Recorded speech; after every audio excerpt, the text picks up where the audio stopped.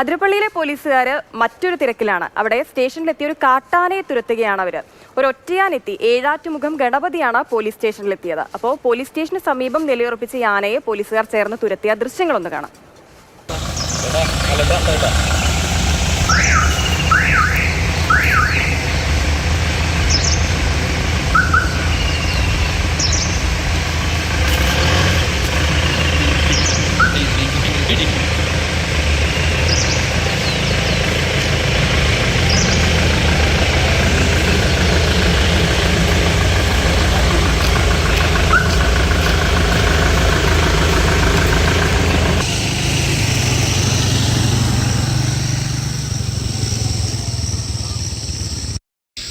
ആ തെങ്ങ് കളഞ്ഞു. അത് കഴിഞ്ഞിട്ട് ഇങ്ങോട്ട് നീങ്ങി ഈ വാഴ കളഞ്ഞു.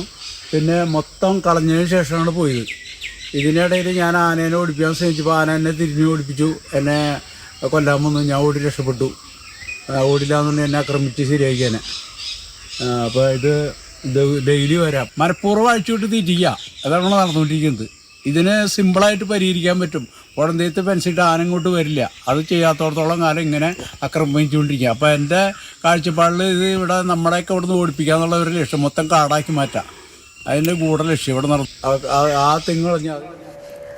MS ലിഷോയ് ചേരുന്നുണ്ട് തത്സമയം. ലിഷോയ്, സത്യം പറഞ്ഞാൽ കാട്ടാന എന്ന് കേൾക്കുമ്പോൾ ഇപ്പോൾ വലിയ പേടിയാണ്. കാരണം കഴിഞ്ഞ ദിവസങ്ങളിലേക്കായി വന്ന വാർത്തകൾ അത്തരത്തിലുള്ളതാണ്. എന്തായാലും ആ കാട്ടാനയെ പോലീസുകാരെല്ലാവരും ചേർന്ന് അങ്ങ് തുരത്തി. പോലീസ് ഇപ്പോൾ ആ ഒരു പണി കൂടി അങ്ങ് ഏറ്റെടുത്തു അല്ലേ? തീർച്ചയായും നമ്മൾ അവസാനം കേട്ട ഒരു പ്രതികരണം അവിടുത്തെ ഒരു നാട്ടുകാരൻ്റെ പ്രതികരണമാണ്. അദ്ദേഹം പറഞ്ഞത് കേട്ടില്ലേ, ആ ഓടിക്കാനായി ശ്രമിച്ചു, ആ സമയത്ത് അവരെയും തിരിച്ച് ആ ആന തിരികെ അറ്റാക്ക് ചെയ്യാനായിട്ട് നോക്കി ഓടിച്ചു എന്നുള്ളതൊക്കെയാണ് പറയുന്നത്. ഈ അതിരപ്പള്ളി പോലീസ് സ്റ്റേഷനിലെ കാര്യം പറയുകയാണെങ്കിൽ, അതിരപ്പള്ളി പോലീസ് സ്റ്റേഷൻ പ്ലാന്റേഷൻ തോട്ടത്തിൻ്റെ തൊട്ട് മുൻപിലാണ്. അതായത് അതിരപ്പള്ളി പോലീസ് സ്റ്റേഷൻ, അതിൻ്റെ മുൻപിൽ റോഡാണ്. ആ റോഡിനപ്പുറത്ത് പ്ലാന്റേഷനാണ്. പ്ലാന്റേഷൻ അപ്പുറത്ത് ചാലക്കുടിപ്പുഴയാണ്. ചാലക്കുടിപ്പുഴയ്ക്ക് അപ്പുറത്ത് വീണ്ടും പ്ലാന്റേഷനും വനപ്രദേശവുമാണ്. അപ്പോൾ ആനകളൊക്കെ ഈ പുഴ കടന്ന് നേരെ പ്ലാന്റേഷനിലേക്ക് വരുന്നു. പ്ലാന്റേഷനിൽ എണ്ണപ്പനയൊക്കെ കുത്തിമറിച്ചിട്ട് തിന്നുന്നു. അതിനുശേഷം വീണ്ടും ജനവാസ മേഖലകളിലേക്ക് ഇറങ്ങാനായി അതിരപ്പള്ളി മെയിൻ റോഡ് കടന്ന് ഇപ്പുറത്തേക്ക് വരുന്നു.